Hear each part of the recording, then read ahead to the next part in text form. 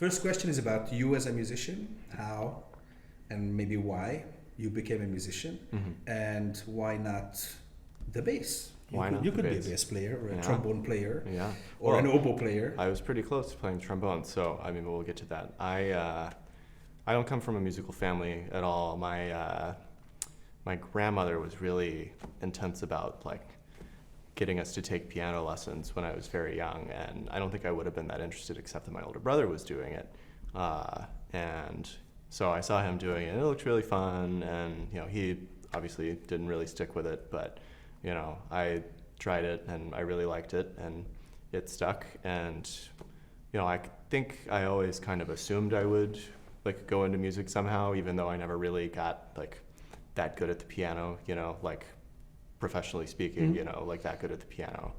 But it was when I got to middle school, I wanted to be in the band, and I asked if I could play piano in the band. And like, no, you can't like play piano in our middle school band. And so they only let me pick 2 instruments to try out. And I tried the alto saxophone, and I could not make a sound, not one sound. So then I tried the trombone, and it went a little better, but I still didn't love it. And like I was like thinking like, oh, I don't really want to do this. I think I might just not be in band. But then I like went to the middle school and met with the band director, and I like begged her to let me play the piano. She's like, well, you can't do that, but there is an instrument that's kind of like the piano. We've got like these keyboard instruments, and they're laid out like the piano, so it's very similar, right? Sure, I guess so. And so that's how I did it, and I ended up really liking it. And it was, I kind of just gradually, I think not even until like late in high school did I realize that playing in an orchestra would be a valid career path and something that would be fun to do versus playing the piano.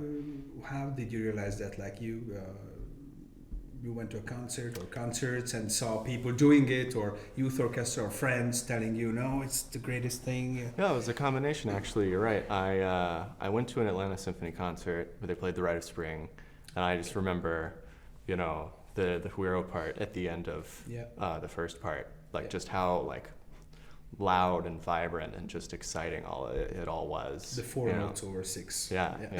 I mean, that's like one of the great moments in music, of course. And so then I joined the youth orchestra there the following year, and sort of seeing like people going into this professionally and going to these great conservatories. And it's like, well, it is possible for someone from a small town in Georgia to just do this and maybe be successful. Then you continued your education? Yeah, not realizing how difficult and challenging it would be. It was, I could do this, but I continued my education from there, and, it's been gradual. Here we are. Where did you go? I did my undergrad at Juilliard, and then I did a master's at Boston University, and I just 2 years ago, I think, finished an arts diploma at Rice. And so that's when I started playing here, was during my second year at Rice. So I've been out of school for about a year and a half now. So that kind of leads us to my next question, and that is your personal ages of history. When you joined, we just learned that. And what was your first show that you played? I should be able to answer that, but I'm not going to be able to do that. So it was a great first show. What was it? So I joined the audition was in May of 22, I think, and so it was the beginning of the following season was my first show, and it was Salome's Dance and Rosenkavalier Suite, which Strauss writes these amazing timpani parts that just very challenging and just loads of fun, and it was an amazing introduction to playing in this orchestra. Let's just assume that people watching this are not too familiar with symphony orchestra business. How would you describe the job of a timpanist versus a percussionist in the orchestra? Well, I mean, the main big, huge difference is the fact that I have to produce pitches and think about intonation, and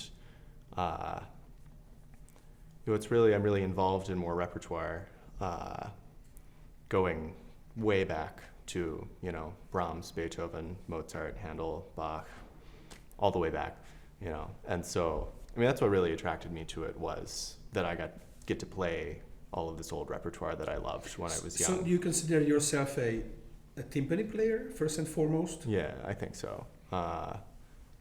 That happens to everyone fairly gradually, you know, who ends up doing it, the transition. I mean, I love playing percussion and contemporary music and chamber music and those sorts of things, but like playing timpani in the orchestra is really just like the greatest joy in the world for me. You know, it's just so much fun. Yeah. What else are you doing, I mean, musically outside of Huntsville Symphony? I just started a fellowship with the New World Symphony this year. I'm their new timpani fellow, which is a 3-year appointment. So I live in Miami Beach, and that's nice. Yeah, it's full time, so it's a lot of work and it's a lot of fun. But it's great to. This is the first time in my life that I'm like every single week just playing loads of repertoire and getting through it all and playing with great, amazing musicians, and it's just, you know, it makes me so happy. You know. Yeah, I think New World Symphony is a unique place. I have many musician friends who came out of kind of that school, and I think there's nothing better than just putting the miles into your car. Yeah, for real. Early on, Yeah. And with timpani, you get to play hundreds of years of repertoire, original repertoire for real. Are you, well, everything, I wanted to ask you whether you were a timpani nerd, but every timpanist is a nerd. I love so timpani. Yes. Yeah, so where are you with the period instruments and old timpanis that you need to tune, maybe wet the skin to tune it, and all those things that now we don't need to deal with that because modern instruments are easier to maintain. But it's so fun. You know? It is fun, right? I used to, when I was at Juilliard, I played with the period instrument group, Juilliard 415. We played many great concerts with period instrument specialists, and I played on these little teeny tiny drums with goat skins on them. I actually really would like to purchase a set of old drums at some point. And these drums have actual skin, or do they have that impregnated with plastic? Because they also, Adams does these things. They feel like skin, or they are actually skin, but somehow there's plastic in them, so they don't go out of tune that fast. They do that for timpani and bass drum. I've seen that before. That's cool. But no, these were goat skins. Goat skin. Yeah. And I mean, How does that work? You have to. Are there makers who make those in the U.S.? I don't know. There's one maker in Ireland, Calfo, who makes calf and goat skins, or makes them as much as you make them. You know, they skin the animal and they trim them down to like a consistent thickness. And there is one maker in the U.S. too, Jeff Stern, who does the same thing. But it's an important part of instrument maintenance if you play on these skins, to be able to, you know, you buy the hoops and you tuck them on it yourself, and there's a whole process of like wetting it and letting it dry for like over a week, and like putting it on the drum and getting it like at just the right depth so the tension remains the same. How much was that part of your education, like maintaining or taking instruments apart and putting them back together? Not as much as I would have wanted, you know. It's a lot of it of like kind of figuring it out yourself, but especially at Rice, getting to work with Matt Strauss, my teacher at Rice, and also Leo Soto in the Houston Symphony, getting to like just, you know, watch them change calf heads, change plastic heads, which is its own difficult thing, and, you know, take drums apart and learn about like what you need to be doing with the tension rods, you know, what the correct lubricants to use are, like just stuff like that. That's, you know, you really don't learn about it in school necessarily. It's not a huge part of the education, but it is important to keeping your instruments sounding good. So you have a little practice studio at home, or? Well, now I did, when I lived in Houston, I do own a set of drums, but those are in my parents' basement now. And so I didn't take them to Miami because, you know, it's far and it's only 3 years and they're a pain in the butt to move around. And I assume there is space for you there to practice. No, I have my own practice room there, which is great, you know, to have that. And it's a big space, and it's great to be around colleagues who, hey, come in and listen to me. You know, it's a lot better than practicing at home, I think, even. So you're not from a musical background, musician family. You are first generation classical musician. Uh, the next question I have is about the state of classical music, maybe in North America, but also worldwide, and whether the doomsayers claiming that this is over and this is going down, we're done. We're gonna go out of fashion. We'll be going out of fashion for 500 years now, but never mind. So what drove you? I mean, other than it's cool, but you could have looked at baseball players and say it's cool. What do you see with your own age group or younger people, and how where is classical music in their lives?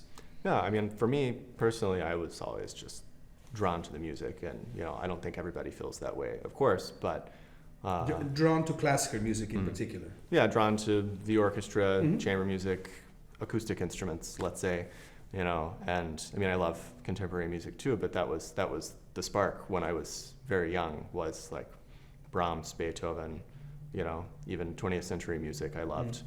But it's easy to think that the world is very different now than it was even 20 years ago, 50 years ago, as far as people's attention spans and their relationship to like long form art, right?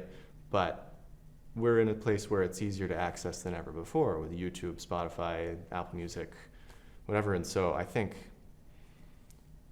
it sort of, I like to be optimistic that it balances out, that, and I know many young people who are interested in classical music, maybe they don't know everything that somebody who studied it relentlessly for decades does, but they like it, they go to concerts, and whether or not they go to concerts for the social experience of it or because they love the music of Gustav Mahler, I guess that could be part of the question, but I'd like to be optimistic that things will perhaps even get better, with programming. I see orchestras like the Minnesota Orchestra has great social media that seems really appealing to young people. I think the New World Symphony does a really good job with that stuff too. And so between a combination of programming new and interesting contemporary music, which is accessible, which is not to say familiar, I like to think that we're in a good place, or we'll get to a better place than we are now, I don't know. I like to hope that it's not as dire as it seems, but maybe it is. Well, if somebody can tell us that it's not as dire as you, you're how old now? 28. 28? So, yeah. Yeah, I have friends who are my age who have nothing to do with music, who go to concerts in Miami every week, and cool. They don't necessarily know anything about classical music as far as we would consider knowing things about classical music, but they like it, and they like hearing the orchestra, and it's, hearing 80 people on stage at once just like make noise and play together, and it's just, it's this cool thing, there's nothing like it. Do you listen to other kinds of music? I like jazz. What type? Like, bebop, funk, some older jazz too, Charles Mingus. Okay, yeah. But anything with a groove makes me happy. And the last question is about what you do outside of music, if you have any hobbies that are not musical. Yeah. They can be, that's also a valid answer, but maybe you're into model trains, like I just learned our principal trombone player is into model trains. Oh, he's into model trains. Yeah. That's interesting. I feel like I could be into model trains. That sounds interesting. I mean, I love trains and, transit, and it's very interesting to me, but it's tempting to think that I don't have any hobbies because I don't take anything as seriously as I take music. But I like being outside, I like to run, I like to hike, wherever I live, whatever that looks like. When I lived in Georgia, I would hike almost every week, and now I live in Miami, so I go to the beach and I run, and it's nice and it makes me happy. But being outside is my hobby, I think. But especially since you're spending so much time indoors, yes, practicing and rehearsing, it's always nice to just be outside and get enjoy the sunlight. sunshine. Thank you. Yeah, thank you very much. Appreciate it.